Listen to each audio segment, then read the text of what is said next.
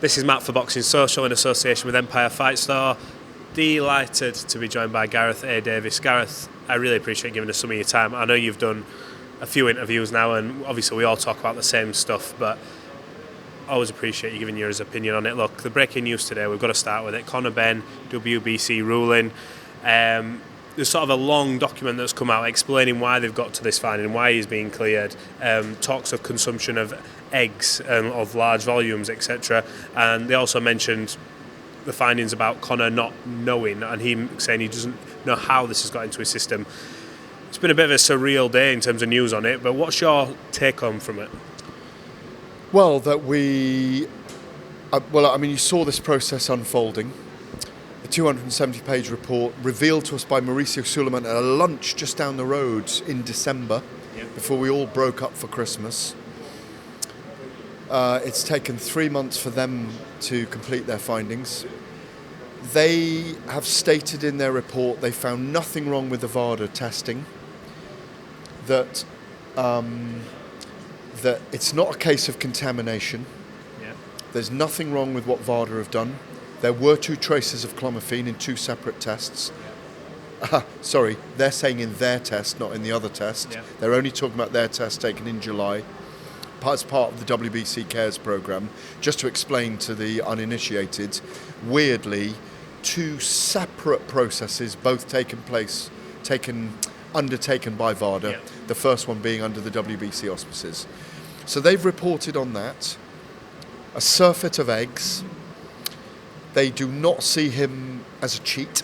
They believe this is unintentional. They believe his submission, that he wasn't aware of it. They are accounting for the fact there is clomiphene or was clomiphene in the body. They're upholding the VADA positive. And therefore, they will place him back in their world title rankings, which moves him forward to getting back into a place, as Eddie Hearn's come out today and said, we can resume the career. I'm not sure they can really resume the career if they want to box in the UK. As Robert Smith's been indicating today, and the board in their statement, he still needs to clear his name with UKAD and with the Boxing Board of Control in order to get a licence to box in the UK, the licence that he surrendered last October, I think it was. He didn't attend that hearing. They upheld the 2 positive tests. And he surrendered his licence, so they didn't ban him. They didn't suspend him. The licence was just put in. He hasn't been suspended. He hasn't been banned. So that's why Eddie Hearn can say, how long will it take us to clear his name with UKAD? We don't know yet. We can resume his career and start to make plans. I think he said April, May, June.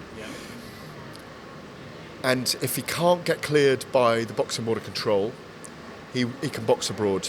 Now, what it does, it pushes that as the lights go out on us. It's okay to keep going, yeah? Keep going, it's fine. As I'm sure the lighting's fine. It's perfect, it's just, I bet it's fine. Do you want to restart? No. We're all right, so I'll have to recharge. So okay. Just carry on.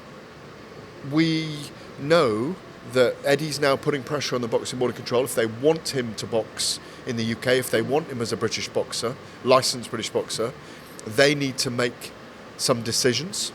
But Ben's team clearly need to put some evidence in front of the Boxing Board in UKAD, if they haven't already. My last conversation with Robert Smith still hadn't received anything for this case from his team.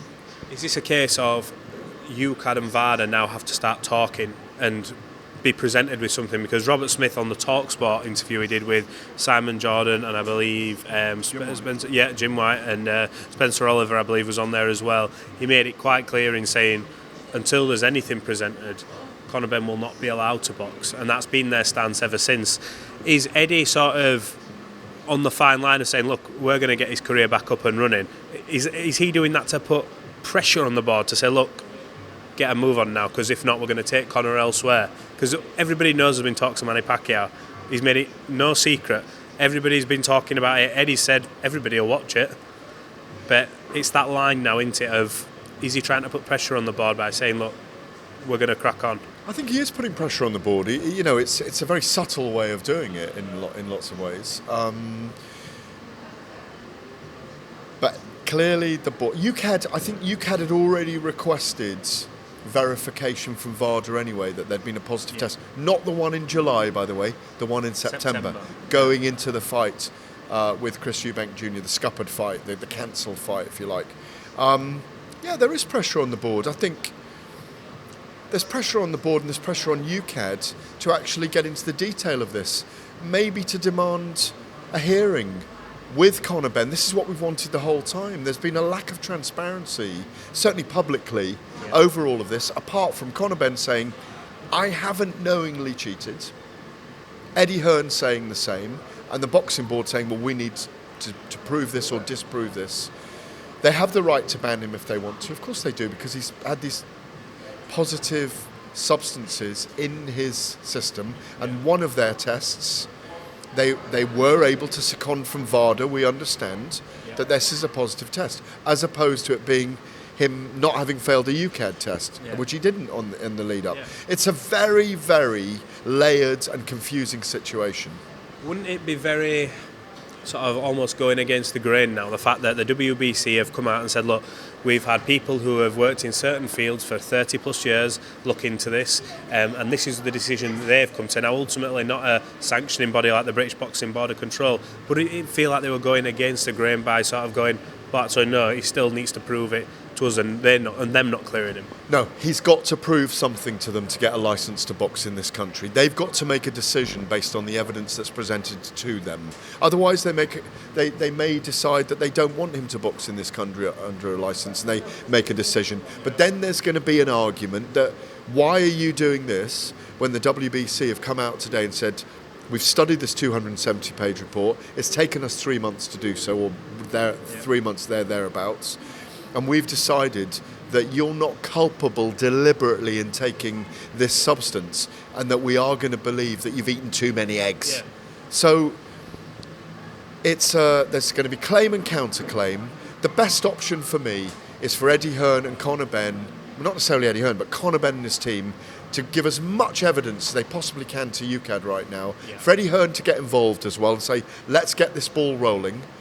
Because, as he said, his preference is for his fighter to box in the UK. Otherwise, depending on how long it takes, we'll push for a fight abroad, and they'll go the Middle East and fight Manny Pacquiao there or whatever. It's not satisfactory, because it would be better to clear the boards, frankly. It's been a horrible process, a depressing process for the boxer, not least, for the whole boxing industry over the last 5 months, because it's been obfuscated, and it's been a very obfuscated process with a lack of transparency, and everyone not hiding but behind all the legalese with lawyers involved. Until, I think, in this sport, and we've had this for many years when someone fails a test, until we have something, I know we don't have like a FIFA in boxing, but a governing body that says ultimately as soon as that failed test's in, fight's off, no hanging round back and forth, it's done. You present evidence as quick as you can, we'll clear your name, we'll crack on, because ultimately the sport gets dragged through the mud, and then we have to sit here talking about it for months, which, by the way, no problem at all, it's a conversation topic, but you're trying to look for an explanation, it's like it goes on forever. But look, can I just say one thing as well? In that report today, in the statement from WBC, they have said we are passing our findings on to WADA because this needs to be looked into. They're also subjecting Ben to more tests over his nutritional intake. Through what they see as mistakes being made. WADA, the World Anti-Doping Agency, that sets the standard, the Olympic testing program, all of those kind of things. What we've got to remember behind all of this is, it's not that people are trying to confuse this situation. Behind it all, and the reason why we do have to talk about it publicly, and it does need to be out there, is that we all love our fight sport. It's an inherently dangerous sport. The safety of the fighters has to be paramount, and when something flags up that is a banned substance, it's banned for a reason. You can't have an enhanced body with residual benefits for bones, nutritional intake, for extra training that creates an enhanced athlete. Because at the end of the day, you can be legally killed in a ring when you sign that contract to fight another man or fight another woman, man. So it has to be taken seriously, and we have to look at the undertones of this, or even the overtones that, yes, there are cases where people have banned substances showing up in their body, but there may be external reasons as to why that aren't deliberate. And everybody's got the right to try and prove their innocence. The problem is we've waited nearly 5 months to try and get to the bottom of this. Okay, they may argue, it took us 4 months. October, November, December, it took us 3 months to get this evidence together in the manner that we needed it to be. And therefore, we're not going to talk about it in public until we've had our hearing, which they've had with the WBC. Let's get a hearing now with the Boxing Board of Control. Let's expedite the process. Let's get it down and involved, get everyone involved, see it through, and they make a decision or not. The problem they've got is if UKAD don't agree and the board don't agree, he could face a ban or a fine. Not fine, a ban or a suspension. He's not licensed right now by the Boxing Board of Control. He needs to prove, as Robert Smith has said, as the board statement said today, he needs to prove his case with UKAD and the Boxing Board of Control before getting a licence to box in the UK on a card in this country. Let's hope that comes to a conclusion shortly, and it should do now, obviously, with everything the WBC have said. Look, just quickly, 2 more from me. We've had the pleasure of seeing Floyd Mayweather today live in the flesh. Aaron Chalmers' exhibition on the Saturday. It's strange. These events are very strange, but how do you feel about seeing Floyd come over to the UK? Never fought here as a professional, but it's a chance to see him have a move around, I suppose. Well, I covered, a lot of his career going, I can't remember how many years it is now, but it's at least 13 to 15 years of his career that I covered. And obviously covered the very big fights. It was amazing to watch him. He was phenomenal. He's the best boxer I've ever seen live, in 32 years of writing about the sport and broadcasting latterly on the sport. He's a global superstar. He's a bad boy as well, and he made a name for himself. He's become...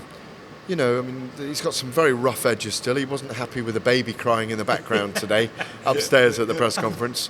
Massive opportunity for Aaron Chalmers, a friend of mine who I've done a podcast with in the past. He is a brilliant guy. The OG of Geordie Shore. Not I watched it, but I've met him since he was in it. It's good to see Floyd complete his ambition. He was always loved in this country, always remembered for that amazing fight with Ricky Hatton. 15 years ago? I covered that in absolute detail. I remember writing a 4-sheet, broadsheet newspaper preview of that for the Telegraph. Whatever they were, 82 fights undefeated when the two met at welterweight. Floyd's a phenomenon. Came from nothing. He brought billions to the Las Vegas economy. As I say, he's been a bad boy as well. He's done a few bad things in his time, but in his mid-40s now, I think he's trying to be an ambassador for the sport. And he just does that when he's involved, and that's what he's doing here. Good luck to them both. I hope Aaron managed to land a few punches on him on Saturday night. We'll see a bit more of them this week. But I think if Aaron lands a couple of punches, he can expect a few back. Yeah, it'll be turned up. Let's put it that way. If he gets hit, the switch. Right, just quickly. Jake Paul, Tommy Fury. Give me your prediction, Gareth. Who wins? Why? Well, Jake Paul, weirdly, is the favourite with a lot of the bookies, marginal favourite, which I don't understand. On paper, it's Tommy Fury's fight, and for me, it's Tommy Fury's fight. I've spoken to Tommy today on a Zoom. Yeah, go on, tell us about it. Well, I managed to get Floyd and Tom. I was standing interviewing Tommy on a Zoom, waiting to go in and interview Floyd, and Floyd happened to walk out, so I put both of them on together, chatting, holding my laptop. They were saying good luck to each other. Obviously, Tommy was on the Dubai card when Floyd fought Deji last year. I think Floyd wins at the weekend, and I think Tommy wins. I'm going in round 5. Does it have to be a knockout for Tommy? If he can't get this fight, he can't win this on points, and people go, all right, that's good enough. Because a lot of people are saying he has to win this by knockout to prove that he is the boxer, he is the guy. He could beat him up for 8 3-minute rounds if he wanted to, and you can't say there's anything wrong with that.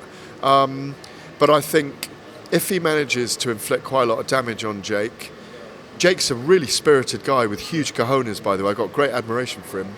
And he really is the one influencer YouTuber really crossing over that blurred grey line between, and he's definitely put the work in. But it's two novices. I suppose anything could happen. But I think Tommy does get the job done in 4 or 5 rounds. Because I asked him today, could it go the distance? He said, there's no way it's going the distance. I'm going in there to inflict pressure on him, educated pressure, but I'm getting Jake Paul out of there. I'm going to hurt him. I have to say, I'm very much looking forward to this. And I know the people who say they aren't definitely are, and they will be buying it. But look, if they're not buying it, remember it's live and free on TalkSport with me, Adam Catterall, Spencer Oliver and Don McGuinness on Sunday night from 7 p.m. on TalkSport 2 and 9 p.m. on TalkSport 1. We're broadcasting it live. Well, there you go. Look, Gareth, appreciate your time as always. Thanks for talking to Boxing Social. We'll catch up again soon. Absolute pleasure.